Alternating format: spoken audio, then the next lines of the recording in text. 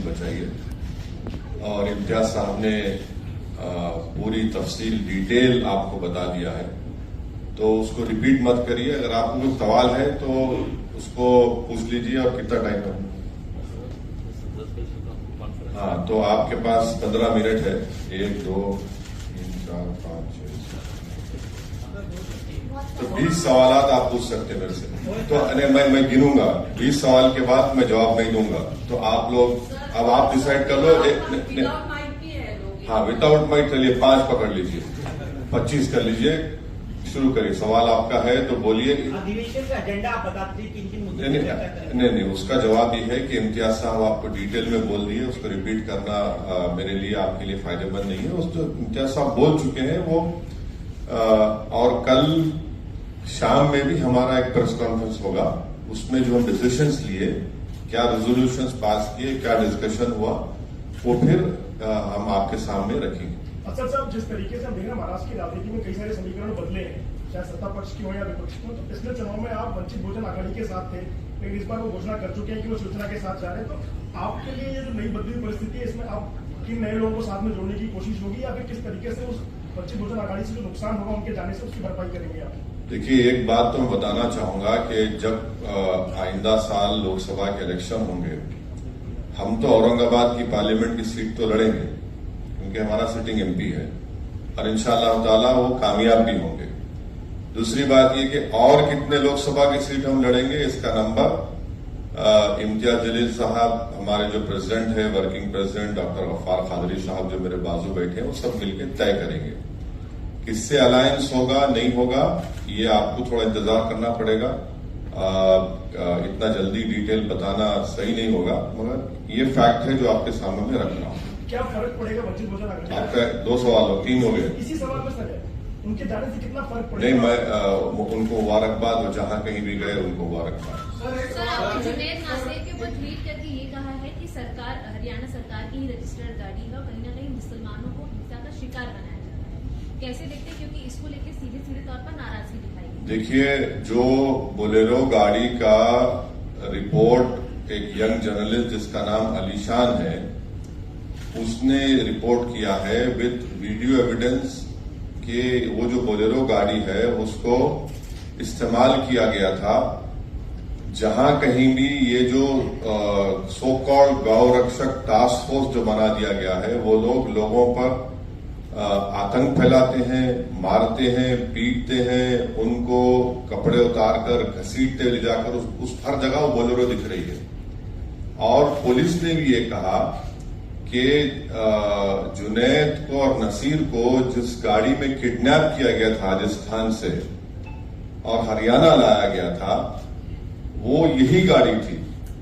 तो इससे ये साफ गवर्नमेंट की गाड़ी है, इससे साफ जाहिर होता है कि ये स्टेट वायलेंस है मुसलमानों के खिलाफ। और मोदी सरकार तो लैटरल एंट्री की बड़ी बातें आप लिखते हैं, तो ये गौरक्षक को भी लैटरल एंट्री दे दी कि आप सो कॉल्ड गौरक्षक, कि आप जो चाहे करो, जिसको मारना है मारो, पीटना है पीटो, गोली चलाओ। और हद तो ये है कि वो जो ग्रुप है, वो जो पर्टिकुलर ग्रुप है, उनका यूट्यूब पे सिल्वर बटन है। मैं देश के प्रधानमंत्री से पूछना चाह रहा हूं कि जब आप मुख्यमंत्री थे तो आपके बारे में बीबीसी ने 2 पार्ट का एक वीडियो सीरीज डाला, तो आपने अंग्रेजों के बनाए हुए गुलामी के कानून को इस्तेमाल करते हैं, उस पर बैन लगा दी यूट्यूब पर, फेसबुक पर। ये जो दंगाई है, ये जो टेररिस्ट है, टेररिज्म कर रहे हैं, उनका यूट्यूब से नहीं निकालते आप? क्यों नहीं निकालते? क्योंकि आपका एक पॉलिटिकल पर्पस सा हो रहा है। वो क्या है कि मुसलमानों के खिलाफ एक नफरत को पैदा करो। और बीजेपी और प्रधानमंत्री पसमानदा मुसलमानों की बात करती है। म्यो मुस्लिम क्या है बताओ? फिर ये म्यो मुस्लिम क्या है बताओ? जो आपके एस्पिरेशनल डिस्ट्रिक्ट प्रधानमंत्री ने बनाए, नंबर 1 बैकवर्ड डिस्ट्रिक्ट तो मेवात है। हर चीज से सोशो जो एसडीजी के इंडिकेटर्स हैं, सबसे बैकवर्ड है इंडिया में। और जुनैद और नसीर का ये है कि राजस्थान की सरकार फौरन गोपालगढ़ की कंप्लेन जब दिया गया बॉर्डर को सील कर देती तो जुनैद नसीर जिंदा रहते। मौत हो गई मगर कोई नहीं जाते। कोई भारत जोड़ो पे पूरा भारत निकलता है और अलवर में एक रॉयल फैमिली की शादी में पूरे मौजूद, और अलवर से 1 घंटे के रास्ते पर घाटमीका है, कोई नहीं जाता वहां पर। और हद तो यह है कि उदयपुर में और एक और जगह पर एक ऐसी ही वायलेंस हुआ था जो कंडेमनेबल है। वहां पर सरकार ने 30-30 लाख रुपए 50 लाख रुपए गवर्नमेंट नौकरी दी। यहां पर बोल रहे कि गवर्नमेंट के 3 स्कीम में 15 लाख देंगे। ये डिस्क्रिमिनेशन है भाई। जब मरते हैं तो आप घर को नहीं जाते, क्यों नहीं जाते? मैं अपनी स्पीच में कहा इसलिए नहीं जाते क्योंकि अगर कोई मुसलमान की लाश के सामने खड़े हो गए तो उनको वोट नहीं मिलेगा। सर इसी से जुड़ा हुआ है, आप राजस्थान का मुद्दा लगातार उठा रहे हैं। रिपीट मत करिए, आपका ही नुकसान होगा।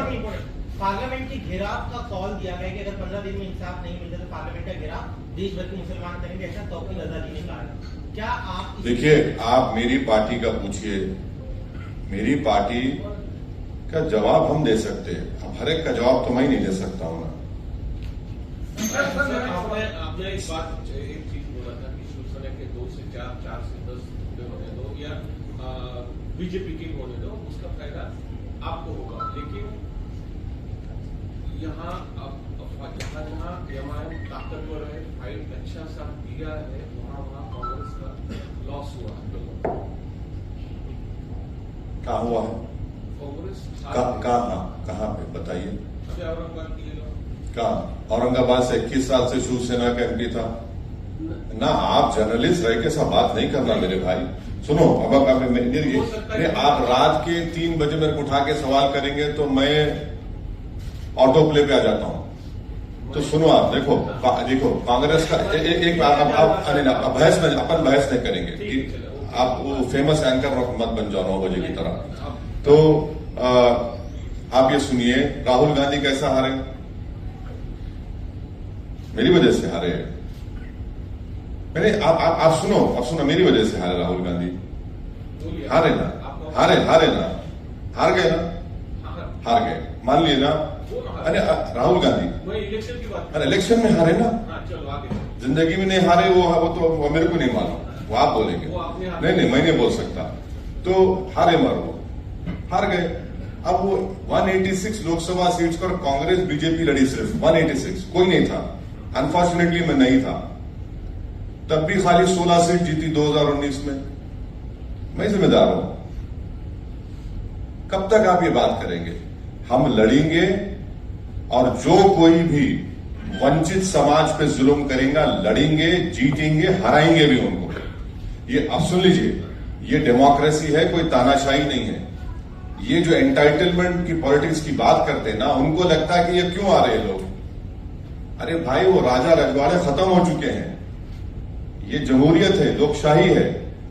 आप मेरे को रोक नहीं सकते। हम लड़ेंगे। हमारा संविधान इस बात का अर्थ किया है। जहां कहीं भी हम लड़ रहे, यूपी की बात करते, कितने सीट कांग्रेस लड़ी यूपी में? बोलो भाई, 400। बीएसपी लड़ी 400। ये सवाल उनसे नहीं किया जाता। क्यों नहीं किया जाता भाई?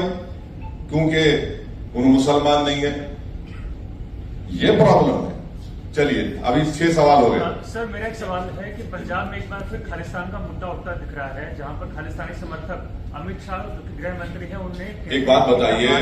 हाँ, मैं जानता हूं। एक बात बताइए, अगर वो भाषा, वो वर्ड्स अगर मजलिस का एक छोटा मेंबर दे देता तो आप लोग तो अब तक उसकी 1 नहीं 25 शादी कर दी होते टीवी चैनल के ऊपर। नहीं करे आपने। और बीजेपी भी बड़ी उसको उर्दू में एक वर्ड है माने खैज, खामोशी। माने खैज खामोशी बीजेपी की है। ये समझ में नहीं आ रहा उनको क्या चल रहा है वहां पर। और तीसरा, कल आए थे ना छोटा रिचार्ज मुंबई में, उनसे पूछ लेते आप क्या हो रहा है। तो सर, क्या उनकी सरकार है, मेरी सरकार तो नहीं है ना। उनको भी पूछ लेते हैं। सर, उनका तो ये कहना था, भगवत मान का ये कहना था कि पंजाब में लॉ एंड ऑर्डर मेंटेन है। हाँ, बिल्कुल है। बिल्कुल है। क्या आप सरकार पे सवाल उठा रहे हैं? नहीं बिल्कुल है, मैं भी कह रहा हूँ, बिल्कुल है, दिख रहा है ना हमारे को। थोड़ा बहुत हम उतने उनसे छोटा रिचार्ज की तरह उतना हमको दिमाग नहीं है, मगर थोड़ा तो दिख रहा है हमको क्या हो रहा है। इतना तो हम देखिए, MIM पार्टी तो इतना तो पॉलिटिकल सेंस है हमारे को, हम ये बोल सकते हैं कि बारिश कब होने वाली है।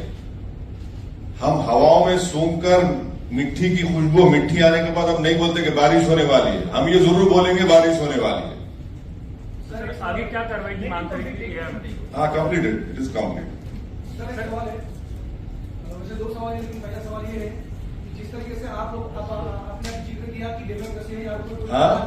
जिस तरीके से आपने बोला कि यहाँ पर डेमोक्रेसी है, तानाशाही नहीं है, हाँ। तो इसी से जुड़ा सवाल ये है कि जिस तरीके से आपने देखा शिवसेना के बारे में जो हुआ, इलेक्शन कमीशन ने जो डिसीजन दिया, तोड़ मोड़ पर जो भाजपा ने सरकार बनाई शिंदे के साथ में, हाँ। लेकिन बाद में जो इलेक्शन कमीशन ने जो डिसीजन दिया, बिल्कुल। जो चुनाव चिन्ह था वो चला गया। हाँ। क्या इलेक्शन के कमीशन के निर्णय के ऊपर आप किस तरीके से देखते हैं? ये पहला सवाल। और दूसरा सवाल ये है, हाँ, बोलिए दूसरा सर। सवाल ये है कि आपने देखा कि कल उद्धव ठाकरे से अरविंद केजरीवाल मिले, जैसे कि सब लोग अभी बोल रहे हैं कि छोटी छोटी रीजनल पार्टियां एक साथ आकर अच्छा। बीजेपी से लड़नी चाहिए, तो आपका एजेंडा क्या है? सबसे पहली बात तो ये बताइए, आपका सवाल Audio